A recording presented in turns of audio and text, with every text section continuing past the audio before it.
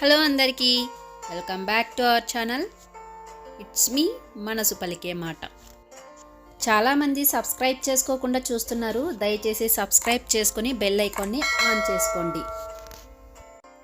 అలాగే వీడియో నచ్చితే please like చేయండి, షేర్ చేయండి, కామెంట్ చేయడం మాత్రం అస్సలు మర్చిపోకండి. ఈరోజు వీడియోలో 16 సోమవారాల వ్రతం అనేది ఎలా చేసుకోవాలి, ఎలా ఆచరించాలి, ఎలా పూజ నియమాలు పాటించాలి, ఏవైనా కష్టమైన నియమాలు ఉన్నాయా, పూజలో దేవుడికి సమర్పించాల్సినవి ఏంటి, అలాగే 16 సోమవారాలు నాన్ వెజ్ తినచ్చా తినకూడదా, అలాగే బ్రహ్మచర్యం ఖచ్చితంగా పాటించాలా లేదా అన్ని వివరాలు కూడా ఈ వీడియోలో పూర్తిగా ఇన్ఫర్మేషన్ మొత్తం అంతా కూడా మీకు తెలియజేస్తాను. వీడియోను మాత్రం స్కిప్ చేయకుండా చివరి వరకు చూడండి. ముందుగా అయితే మనం 16 సోమవారాలు మాత్రమే మనం చేసుకోవాలండి. అంటే సోమవారం నుండే మనం ప్రారంభించాలి. ఈ వ్రతం అనేది ఎప్పుడు చేసుకోవాలండి అంటే సంవత్సరంలో ఎప్పటి నుంచి ప్రత్యేకంగా చేసుకోవాలంటే ఆషాఢ మాసంలో గనక స్టార్ట్ చేస్తే ఇది కార్తీక మాసం పూర్తి అయ్యేలోపు ఈ వ్రతం అనేది పూర్తిగా కంప్లీట్ అయిపోతుంది. కాకపోతే కొన్నిసార్లు మధ్యలో కొంచెం ఎక్స్టెండ్ కూడా అవ్వవచ్చు.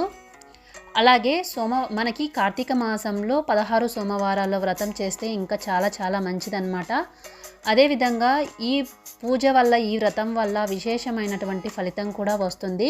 అదేవిధంగా 16 సోమవారాలు అయితే ఈ వ్రతంలో మనం ఖచ్చితంగా బ్రహ్మచర్యం అనేది పాటించాలి.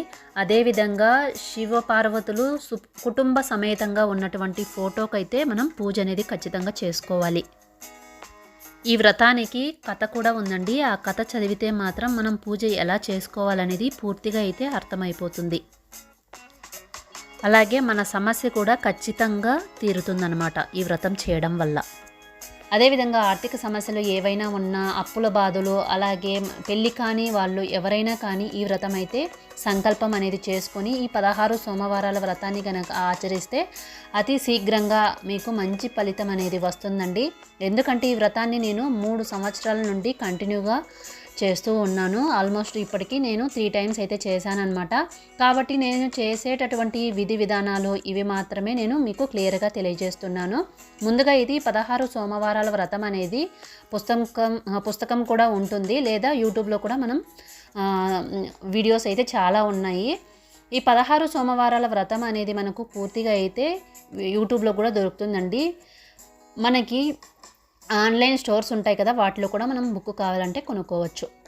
అదేవిధంగా మాకు కష్టంగా ఉందండి అనుకున్న వాళ్ళు కొంతమంది అయితే ఈ వీడియోని అయితే స్కిప్ చేయవచ్చు, చేయలేమనుకున్న వాళ్ళు. కాకపోతే ఈ పూజ వీడియో విన్నా కానీ చేసినా కానీ చాలా అంటే చాలా ప్రశాంతంగా ఉంటుంది. అదేవిధంగా మనం ఏవైనా మెయిన్గా చేయాల్సిన పనులు ఏంటి అంటే ఖచ్చితంగా మనం పుట్టమన్నుతోనే శివలింగం అనేది చేసుకోవాలండి. ఖచ్చితంగా వీలున్నంత వరకు పుట్టమన్నుతోనే పార్థివలింగం అనేది ఖచ్చితంగా తయారు చేసుకోవాలి పూజ రోజు. అదేవిధంగా పుట్టమన్ను కనుక మీకు దొరకకపోతే పొలం దగ్గర మట్టి ఉంటుంది కదండి, ఆ మట్టితో అయినా కానీ సరే మీరు శివలింగం అనేది చేసుకోవచ్చు. అదేవిధంగా ఇవేవి లేవు అనుకున్న వాళ్ళు మీ దగ్గర ఇంకా శివలింగం ఏవి ఉంటే, అంటే బ్రాస్ ఐటమ్స్ ఉంటాయి కదా, అవైనా కానీ మీరు ఈ వ్రతంలో అనేది యూజ్ చేసుకోవచ్చు. ఈ పూజ అనేది పురాణాల ప్రకారం మనకి 16 సోమవారాలు అనేది మట్టితో మాత్రమే శివలింగం చేయాలని మనకు కథలో కూడా చెప్పబడింది. కాబట్టి మట్టితో చేస్తేనే శివలింగం మనకు చాలా ప్రశాంతంగా కూడా ఉంటుంది. నేను మోస్ట్లీ సజెస్ట్ చేసేది ఏంటి అంటే శివలింగంతోనే తయారు చేసుకుని పూజ అనేది చేసుకోండి. సాయంత్రం చేయాలా, ఏ టైంలో చేయాలనేది కూడా ఈ వీడియోలో చెప్తాను. సాయంత్రం మాత్రమే చేయండి. ఎందుకంటే ఈవినింగ్ టైంలో అంటే ప్రదోష వేళ అంటారు కదా, ఆ వేళ అంటే శివునికి చాలా అంటే చాలా ఇష్టం అన్నమాట. సో ఈ వ్రతంలో కూడా అంటే బుక్లో కూడా మనకు ఈవినింగ్ చేయాలని ఉంది. ఇల్లంతా కూడా మనం ముఖ్యంగా శుభ్రం చేసుకోవాలి. అలాగే సోమవారం నాడు మనం బ్రహ్మచర్యం కూడా పాటించాలండి. తర్వాత సోమవారాల వ్రతం అనేది చేసేవాళ్ళు తప్పకుండా ఉదయాన్నే తలస్నానం చేసుకోవాలి. అలాగే తలకి మీరు షాంపూలు అలాంటివి అంతా ఏమీ కూడా యూజ్ చేయకూడదండి. మంచి నీటితోనే స్నానం అనేది చేసుకోవాలి. తల కూడా దువ్వకూడదు ఈరోజైతే మాత్రం. అంటే మనం అయ్యప్ప స్వాములు ఏ విధంగా అయితే దీక్షలాగా పాటిస్తారో అదే దీక్షలు మనం కూడా ఇక్కడ పాటించాల్సిన అవసరం ఉంటుంది. మనసు కూడా చాలా నిమ్మలంగా ఉంచుకోవాలి. ఉదయాన్నే మీరు స్నానం చేసుకొని ఇంటిని వాకిలిని శుభ్రం చేసుకొని ఇంట్లో ఏదైనా ఒక పీఠం అనేది లేదా పూజ గదిలో అయినా కూడా మీరు ఈ వ్రతం అనేది చేసుకోవచ్చు. అలాగే మీ దగ్గర ఉన్నటువంటి స్వామివారి ఫోటో ముందు అయితే ఈ శివలింగాన్ని ఉంచి పూజ అనేది చేసుకోవాలి. ప్రత్యేకంగా మనం ఈ స్వామికి నైవేద్యం అనేది గోధుమ నూక, రవ్వ, అలాగే బెల్లం, నెయ్యి కలిపి వేయించిన ప్రసాదం అయితే దేవుడికి ప్రసాదంగా మెయిన్ 16 వారాలు కూడా ఇదే ప్రసాదం వండి పెట్టాలి. అంటే సత్యనారాయణ స్వామి వ్రతంలో చేస్తాం కదా, సో అదే ప్రసాదం అన్నమాట. ఆ తర్వాత ఈ నైవేద్యాన్ని ఖచ్చితంగా మనం 3 భాగాలు అయితే చేయాలండి. ఒక భాగం అయితే మనం ఇంటికి వచ్చినటువంటి అతిథులకి, అంటే ఎవరైనా పిలుచుకుంటాం కదా వాళ్ళకి ఇవ్వాలి. ఇంకొక భాగం ఆవుకైతే తినిపించాలి. మళ్ళీ 3వ భాగం ఉంటుంది కదా, దాన్ని అయితే మనం ఎవరైతే పూజ చేసుకున్నామో ఇంట్లో వాళ్ళందరూ కూడా ఆ భాగాన్ని అయితే తినాలన్నమాట. అలాగే ఈ 16 సోమవారాల వ్రతం చేసేటప్పుడు ఉపవాసం అనేది ఖచ్చితంగా ఉండాలి. అదేవిధంగా నియమం ఏమి ఉంది అంటే, కథలో చెప్పిన ప్రకారం ఉప్పు అయితే అస్సలు తినకూడదు. ప్రసాదం తినవచ్చండి, కాకపోతే అది మీ ఇష్టం అన్నమాట. కాకపోతే ఏది తిన్నా కానీ ప్రసాదంగా దేవుడి ముందు ఉంచి తినాలి. ఉప్పు అయితే అసలు దేంట్లో కూడా ఏ ప్రసాదంలో కూడా ఉండకూడదు. భోజనం అనేది తినచ్చా అంటే టిఫిన్ ఐటమ్స్ అలాంటివి తింటే మంచిదే, అంటే హెల్త్ బాగోలేని వాళ్ళు. కాకపోతే దాంట్లో ఉప్పు అనేది ఉండకూడదు. ఉపవాసం అనేది ఖచ్చితంగా సోమవారం మొత్తం అంతా కూడా ఉండాలి. అదేవిధంగా మీరు పాలు కానీ పండ్లు కానీ ఇలా ఏదైనా కానీ మీరు దేవుని ముందు ఉంచి దాన్ని మీరు ప్రసాదంగా స్వీకరించవచ్చు. ఏదైనా పులిహోర కానివ్వండి, దద్దోజనం ఏదైనా కానీ పెట్టవచ్చు. కాకపోతే ఏంటి అంటే దాంట్లో ఉప్పు వేయకూడదు. ఇది ఒకటే నియమం ఉందన్నమాట.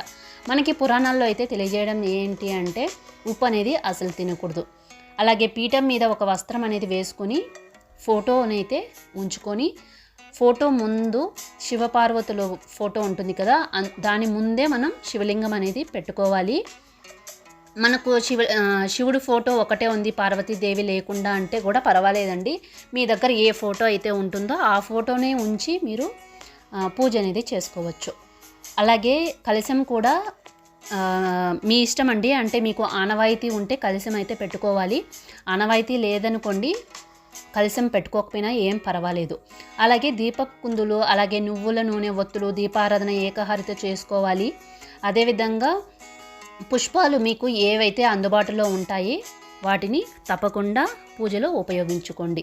మీరు హరీబరీగా ఏదేదో చేయాల్సిన అవసరం ఏమీ లేదండి. సింపుల్గా నిష్టలతో ప్రత్యేకంగా ఈ వ్రతం అయితే చేసుకోవాల్సిన అవసరం అయితే ఉంది. కాబట్టి ముందుగా అయితే మనం గణపతికి అయితే పూజ చేసుకోవాలి.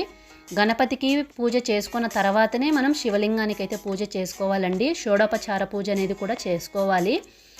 తర్వాత శివపార్వతులకైతే మనం పూజ చేయాలండి. అంటే అష్టోత్తరాలు ఉంటాయి కదా, అవి అష్టోత్తరాలన్నీ చదువుకోవాలి. అంగ పూజ కూడా చేయాల్సిన అవసరం అయితే చాలా వరకు అయితే ఉంది. మీరు ఈ పూజలో బిల్వపత్రం ఏదైనా దొరికితే వాటిని కూడా ఉపయోగించవచ్చు. బిల్వాష్టకం, అలాగే మీకు ఏమైనా మంత్రాలు వచ్చినా పాటలు వచ్చినా కూడా ఈ పూజలో పాడుకున్నా చాలా అంటే చాలా మంచిది. ఆ తర్వాత ధూపం, దీపం, నైవేద్యం అంటారు కదా, కొబ్బరికాయ, ఇవన్నీ కూడా దేవునికి ఖచ్చితంగా మనమైతే సమర్పించాలి. ఈ విధంగా 16 సోమవారాలు కూడా చేయాలండి. ఇక 17వ సోమవారం నాడు మనం చేయాల్సిన ముఖ్యంగా పని ఏంటి అంటే, ఈ 16 శివలింగాలు ఉంటాయి కదా, వాటన్నిటినీ కూడా మనం వాటర్లో, అంటే నీళ్లు పారే నది ఉంటుంది కదా, దాంట్లో అయితే మనం పూజ చేసి వదిలేయాల్సిన అవసరం అయితే ఉంటుంది. అంటే మనం చేయాల్సింది ఏంటి అంటే, మనం నార్మల్గా యథావిధిగా మనం 16 సోమవారాలు ఏ విధంగా అయితే పూజ చేసుకున్నామో అదేవిధంగా ఈ వ్రతంలో కూడా ఈరోజు 17వ వారం కూడా చేసుకోవాలి. పూజ అంతా అయిపోయిన తర్వాత ఇంకా ఈ మట్టి శివలింగాలన్నింటినీ కూడా ఒక ప్లేట్లో ఉంచుకొని మీకు దగ్గరలో ఉన్నటువంటి టెంపుల్కి కానీ వెళ్ళి అక్కడ మళ్ళీ ఒకసారి దేవుడి దగ్గర అభిషేకం కానీ లేదా అర్చన కానీ ఈ శివలింగాలన్నిటికీ కూడా చేయించుకుంటే చాలా అంటే చాలా మంచిది. అదేవిధంగా నేను చేసినటువంటి 16 సోమవారాలు చేసిన శివలింగాలన్నీ కూడా ఒక తట్టలో పెట్టుకొని మాకు దగ్గరలో ఉన్నటువంటి టెంపుల్కి అయితే వెళ్ళాము. వెళ్ళిన తర్వాత దేవుడి దగ్గర అయితే ఈ పళ్ళెం అంతా ఇక్కడ పెట్టేసి తర్వాత పూజారి అయితే అభిషేకం చేశారు, తర్వాత అర్చన చేశారు, ప్రసాదంగా నైవేద్యం కూడా సమర్పించారనమాట. అంటే మేమైతే స్వీట్ పొంగల్ అంటారు కదా, దాన్ని అయితే తీసుకెళ్ళాము. పూజారి వాళ్ళు కూడా కట్టె పొంగలి అంటారు కదా, దాన్ని బూందీ పొంగల్ అంటారు కదా, దాన్ని అయితే వాళ్ళు ప్రసాదంగా దేవుడికి నైవేద్యం అయితే సమర్పించారనమాట. తర్వాత ఈ పూజ ఇదంతా అయిపోయిన తర్వాత మేము ఈ శివలింగాలన్నింటినీ కూడా తీసుకొని వెళ్ళి నీళ్ళల్లో అయితే కలిపేశామన్నమాట. సో ఈ విధంగా మనం ప్రతిసారి కూడా అంటే మీకు ఏవైనా కోరికలు ఉంటే వాటిని కోరుకున్న తర్వాతే మీరు ఈ పూజ అనేది చేసుకోవచ్చు. మీరు 16 వారాలు పూజ చేస్తుండగానే మీ కోరిక అయితే ఖచ్చితంగా తీరిపోతుందండి. మా కోరిక కూడా తీరిందనమాట. దానికోసమే నేను ఈ వీడియో అయితే లాస్ట్లో మీకు షేర్ చేద్దామనుకుని షేర్ అయితే చేస్తున్నాను. చాలా అంటే చాలా బాగుంటుంది ఈ పూజ. చేస్తున్నంతసేపు మనకు కళ్ళల్లో నీళ్ళు కూడా వస్తాయన్నమాట. నాకైతే లాస్ట్లో దేవుళ్ళన్నిటినీ కూడా ఈ విధంగా వాటర్లో కలిపేస్తున్నప్పుడు చాలా బాధ అనిపించింది. అది ఎందుకో నాకు కూడా తెలియదు. అంటే 16 వారాలు కూడా ఈ శివలింగాలన్నీ ఇంట్లోనే ఉన్నాయి కదా, నాకు శివుడు అంటే చాలా ఇష్టం. మేబీ దానివల్లేనేమో కొంచెం బాధగా అనిపించింది. అయ్యో దేవుడు నన్ను వదిలి వెళ్ళిపోతున్నాడా అన్నట్టుగా అనిపించింది. ఏం చేద్దాం, మనం ఖచ్చితంగా శివలింగాలు అనేది వాటర్లో కలిపేయాలి. ఎందుకంటే మనం నాన్ వెజ్ అంతా తినేస్తూ ఉంటాం కదా, అందుకని నేను ఈ 16 వారాలు పూర్తయ్యేంత వరకు మా ఇంట్లో నాన్ వెజ్ చేయలేదు. అదేవిధంగా నేనైతే అస్సలు ముట్టుకోలేదు. మా ఇంట్లో వాళ్ళు తిన్నారు, అది అవుట్ సైడ్ అయితే తిన్నారనమాట. సో అది మీ ఇష్టం అండి. నాన్ వెజ్ పూజ చేసేవాళ్ళు మాత్రం అస్సలు తినకూడదు. ఇంట్లో వాళ్ళు తినచ్చా లేదా అనేది అది వాళ్ళ నిర్ణయం అనమాట. సో మీరు ముందుగా అయితే ఈ పూజ చేయడానికి ఇంట్లో వాళ్ళ పర్మిషన్ అయితే తీసుకొని పూజ అనేది స్టార్ట్ చేయాలి. ఎందుకంటే 16 వారాలంటే ఆల్మోస్ట్ 5 to 6 months అయితే పడుతుందన్నమాట లేడీస్కి అయితే. సో దానికోసమే మీరు ముందుగా ఇంట్లో వాళ్ళకు చెప్పి ఈ విధంగా నియమాలు ఉంటాయి, నేను పూజ చేసుకోవచ్చా లేదా అనేది ఒకసారి వాళ్ళ నుంచి పర్మిషన్ అయితే తీసుకొని మీరు పూజ అనేది చేసుకోవాలి. సో ఈ విధంగా శివలింగాలన్నీ మేమైతే ఇక్కడ వాటర్లో అయితే కలిపేస్తున్నాం. చూసారా, అన్ని శివలింగాలన్నీ ఒక చోటకి వెళ్ళిపోయాయి. కాకపోతే లాస్ట్ వరకు కూడా ఎంతసేపు వెయిట్ చేసామో ఒక్క శివలింగం మాత్రం అలాగే, అంటే నేను ఫస్ట్ చేసిన శివలింగం అలాగే ఉందన్నమాట. నాకైతే చాలా హ్యాపీగా అనిపించింది. ఇది ఎంతసేపు వాటర్ వెళ్తున్నా వెళ్ళట్లేదు. ఇంత ఓపిక్గా నా వీడియో చివరి వరకు చూసినందుకు చాలా చాలా థ్యాంక్స్. అలాగే వీడియో నచ్చితే ప్లీజ్ లైక్ చేయండి, సబ్స్క్రైబ్ చేసుకోండి. Thanks for watching.